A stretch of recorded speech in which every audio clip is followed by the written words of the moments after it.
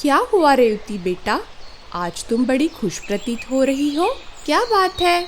हाँ गुरुजी, आज मैं अधिक प्रसन्न हूँ क्योंकि आज शाम को हम मेरी नानी के घर जा रहे हैं। अरे वाह, तभी इतनी खुश दिखाई दे रही हो। और हो भी क्यों ना, नानी के घर की तो बात ही कुछ और होती है। गुरुजी, आप कोई कहानी सुनाइए ना, जिसे हम सबको सुनकर अपनी नानी के घर की याद आ जाए। अच्छा ठीक है बच्चों, तो सुनो। सुमित्रा के बच्चे विक्की और रिया आज इतने खुश थे कि सुबह से ही नाच कूद रहे थे। सुमित्रा भी उन्हें देखकर बहुत खुश थी। वो बैग ही पैक कर रही थी कि तभी उसकी बहन मीरा का फोन आता है। हेलो मीरा, कैसी हो? मैं ठीक हूँ, आप बताइए, हो गई आपकी पैकिंग? हाँ, बस ये समझो कि हो ही गई है। दीदी, यहाँ तो राहुल और गोलू इतने खुश है कि पूछिए ही मत दीदी। इनका बस चले तो अभी से जाकर स्टेशन पे बैठ जाए।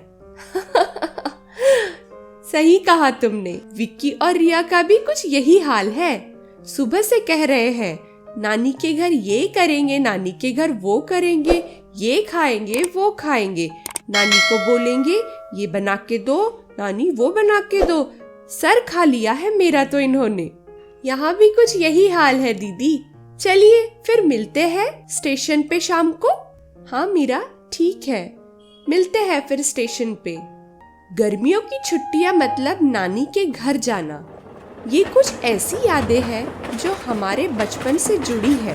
वो नानी के घर जाने की उत्सुकता, ट्रेन में बैठने का मजा, ट्रेन में आते जाते सबको देखना, ट्रेन में आने वाली चीजों को खाना, वो माँ जो टिफिन में लाई है उसे मासी के बच्चों के साथ बांटकर खाना, और पास बैठे पैसेंजर के साथ एक रिश्ता बनाना, उनके साथ अंताक्षरी खेलना, और रास्ते भर अपनी माँ से ये बार बार पूछना कि नानी का घर कब आएगा माँ, बताओ ना, और कितना टाइम लगेगा। वो नानी के घर जाना, ये खाना वो खाना, वहाँ के झूले और आंगन याद करना, ये सब छोटी छोटी बातें अपने भाई और बहनों के साथ डिस्कस करना, ऐसी यादें ही तो है जो हमारे बचपन को और खूबसूरत बनाती है। वो नानी का घर ही तो है जो हमें शायद कहीं न कहीं सबको जोड़े रखता है। सुमित्रा और मीरा बच्चों के साथ अपनी माँ के घर पहुँचते हैं। कैसी हो माँ? तुम सबको देख लिया, अब बिल्कुल ठीक हूँ बेटा। तुम लोगों के घर आने से घर जैसे चहक सा गया है। और मेरे बच्चों, इधर आओ, तुमको तो मैंने कितना याद किया है बेटा। हमने भी आपको बहुत याद किया नानी। नानी, आपने मेरे लिए आम मंगवाए हैं ना? अरे ऐसा हो सकता है क्या मैं अपने बच्चों के लिए आम ना मंगवाऊं? अरे बच्चों आराम से जाओ। आओ हम सब बैठते हैं, लक्ष्मण भी आता ही होगा। आइए भाभी, आप भी बैठिए हमारे साथ। भैया आ जाए फिर सब साथ में खाना खाएंगे। दीदी आप लोग बातें कीजिए, मैं जरा थोड़ी रसोई देख लेती हूँ। ठीक है भाभी, अगर कुछ मदद चाहिए होगी तो बता दीजिएगा। तुम दोनों और बच्चों के आ जाने से घर में रौनक आ जाती है।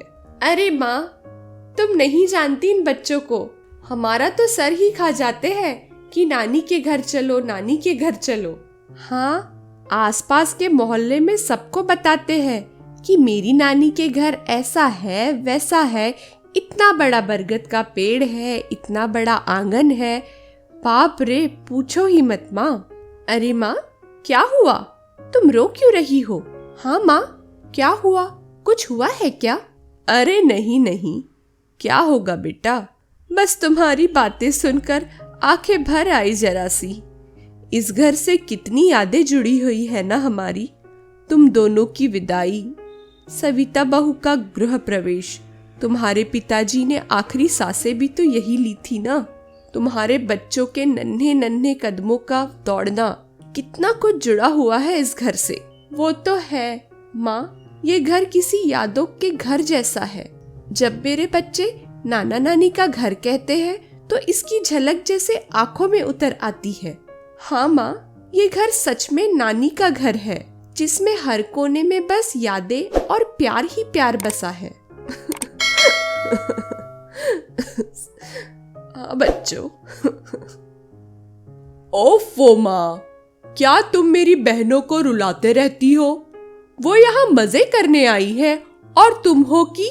लक्ष्मण अपनी माँ को इशारे में कुछ कहता है और वो चुप हो जाती है और बात को टाल देती है। अरे हाँ, मैं भी ना। चलो चलो सब साथ में खाना खाते हैं। आओ बच्चों, चलो खाना खा लो बेटा।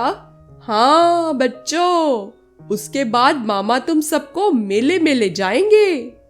ये हम सब मेला जाएंगे। सब लोग जमीन पर बैठकर खाना खाते हैं।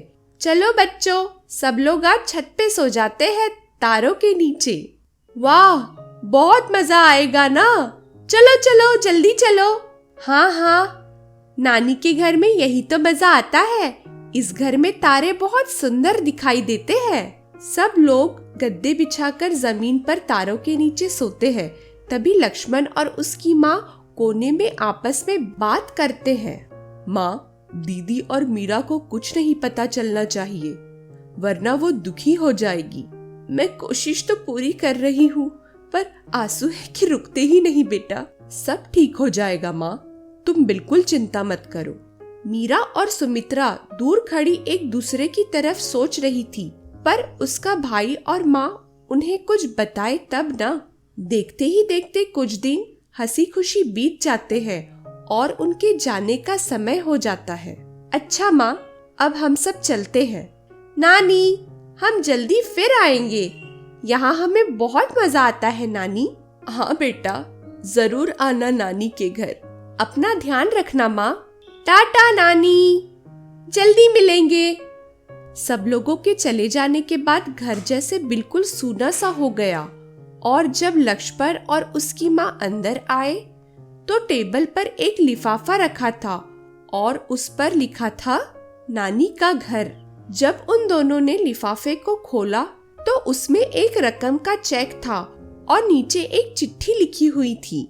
सपनों से भी सुंदर है ये नानी का घर, अपनों की तरह लगता है ये नानी का घर। आंगन में पेड़ भी हमारा दोस्त है, झूले खिलाता वो बहुत जबरदस्त है। नानी हमारी इतनी प्यारी जैसे कोई परी सी है, जादू की एक छड़ी घुमाती रंगों से ये घर भर देती। मामा का लाड़ जैसे आम जैसे मीठा है, मामी के हाथों का हलवा हल्का सा फीका है। वो तारों भरी रात में नानी की कहानी सुनना जैसे सुंदर से एक घोड़े की सवारी है। नानी का घर जैसे एक सुंदर परियों की कहानी है। ये घर हम सबका है माँ, इसीलिए इसे कैसे बिकने दे सकते हैं। अगली बार जल्दी ही मिलेंगे सब इस प्यारे से नानी के घर में। अरे बच्चों, तुम सब रो क्यों रहे हो? हम सबको भी नानी के घर की याद आ गई गुरुजी। तो चलो फिर चलते हैं अपने नानी के घर। ऐसी ही और कहानियाँ सुनने के लिए हमारे चैनल गुरुकुल कहानियों के साथ जुड़े रहिए और हमारे चैनल को लाइक, शेयर और सब्सक्राइब कीजिए। मिलते हैं एक और ऐसी ही मनोरंजन कहानी के साथ। तब तक के लिए नमस्कार।